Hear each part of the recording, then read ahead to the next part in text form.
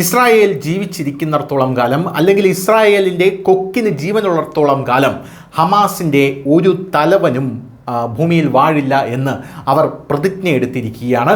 Israel പ്രതിജ്ഞ എടുത്തിരിക്കുകയാണ്, Mossad പ്രതിജ്ഞ എടുത്തിരിക്കുകയാണ്.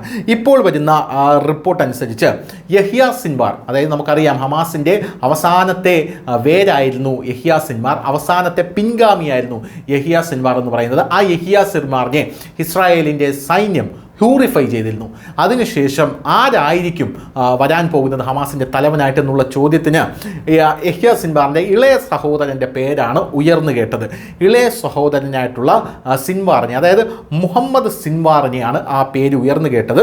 എന്തായാലും ഇപ്പോൾ വരുന്ന റിപ്പോർട്ട് അനുസരിച്ച് ഈ മുഹമ്മദ് സിൻവാർ എവിടെയാണ്? മുഹമ്മദ് സിൻവാറിനെ കാണാനില്ല. മുഹമ്മദ് സിൻവാർ കൊല്ലപ്പെട്ടോ എന്നുള്ള ചോദ്യങ്ങളാണ് ഉയർന്നു വരുന്നത്. ഗാസയിലെ ഹമാസിൻ്റെ യഥാർത്ഥ കമാൻഡറായിരുന്ന മുഹമ്മദ് സിൻവാർ കഴിഞ്ഞ മാസം ഇസ്രായേൽ സൈന്യം നടത്തിയ വ്യോമാക്രമണത്തിൽ കൊല്ലപ്പെട്ടതായി ഇസ്രായേൽ പ്രധാനമന്ത്രി നെതന്യാഹു ബുധനാഴ്ച അവകാശപ്പെട്ടിരിക്കുകയാണ്. കൊല്ലപ്പെട്ട ഹമാസ് നേതാവ് യഹ്യ സിൻവാറിൻ്റെ ഇളയ സഹോദരൻ ആയിട്ടുള്ള ഇയാൾ സമീപകാല ഓപ്പറേഷനുകളിൽ ഇല്ലാതാക്കിയെന്ന് റിപ്പോർട്ട് ചെയ്യപ്പെട്ട നിരവധി പ്രവർത്തനങ്ങളിൽ ഉൾപ്പെട്ടിട്ടുണ്ട്.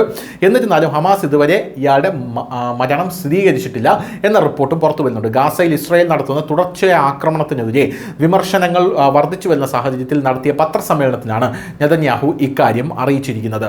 ഞങ്ങൾ ഡസൻ കണക്കിന് തീവ്രവാദികളെയാണ് കാലപുരിക്ക് അയച്ചത്.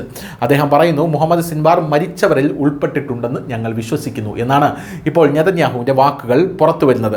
കഴിഞ്ഞ വർഷം ഒക്ടോബറിൽ തെക്കൻ ഗാസയിൽ ഇസ്രായേൽ സൈന്യം കൊലപ്പെടുത്തിയ സഹോദരൻ യഹ്യ സിൻവാറിൻ്റെ മരണശേഷം മുഹമ്മദ് സിൻവാറിനെ ഗാസയിലെ ഹമാസിൻ്റെ യഥാർത്ഥ കമാൻഡറായിട്ടാണ് കണക്കാക്കിയിരുന്നത്. നടന്നുകൊണ്ടിരിക്കുന്ന യുദ്ധത്തിന് കാരണമായ മാരകമായ അതിർത്തി കടന്നുള്ള ആക്രമണത്തിന് പിന്നിലെ ഉന്നത നേതാക്കളിൽ ഒരാളായി യഹ്യ സിൻവാറിനെ കണക്കാക്കിയിരുന്നു. ഗാസ മുനമ്പിൻ്റെ പൂർണ്ണ നിയന്ത്രണം വീണ്ടെടുക്കുക എന്ന ലക്ഷ്യത്തോടെ ഇസ്രായേൽ സർക്കാർ ഓപ്പറേഷൻ ഗിഡിയൻസ് ചാരിയറ്റ്സ് എന്ന് പേരിട്ടിരിക്കുന്ന സൈനിക നീക്കത്തിന് സമീപ ആഴ്ചകളിൽ തുടക്കം കുറിച്ചിരുന്നു. അതിന് കൂടുതൽ കരുത്താർജിച്ച് അതിപ്പോൾ വരികയാണ്. പൂർണ്ണ ആധിപത്യം കൈവരിക്കുന്നതുവരെ ഓപ്പറേഷൻ തുടരുമെന്ന് പറഞ്ഞ നെതന്യാഹു പത്രസമ്മേളനത്തിൽ തൻ്റെ ലക്ഷ്യം വീണ്ടും ആവർത്തിക്കുകയായിരുന്നു. അതിന് ഇടയിലാണ് ഈ മുഹമ്മദ് സിൻവാർ അന്തരിച്ചു അല്ലെങ്കിൽ അയാളെ കൊലപ്പെടുത്തി എന്ന് നെതന്യാഹു അവകാശപ്പെട്ടിരിക്കുന്നത്. News desk, news India Malayalam.